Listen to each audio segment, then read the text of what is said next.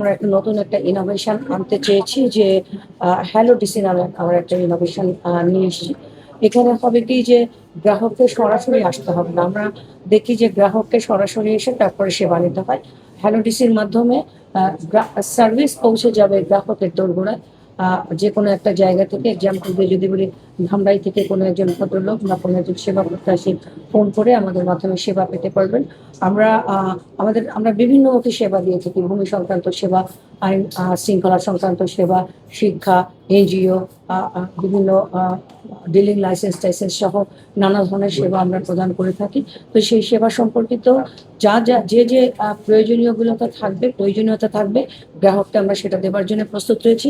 এতে কি হবে, টাইম, কস্ট, ভিজিট, এই তিনটা টায়ার কমে আসবে। অর্থাৎ হ্যালোডিসের একটাই উদ্দেশ্য, সেটা হচ্ছে সেবা সহজ হবে, গ্রাহকের ভোগান্তি কমবে, সেবা সহজ। সেই হিসেবে আজকে উদ্বোধন করবার জন্য আমাদের বিভাগীয় কমিশনার স্যার এখানে উপস্থিত হয়েছেন।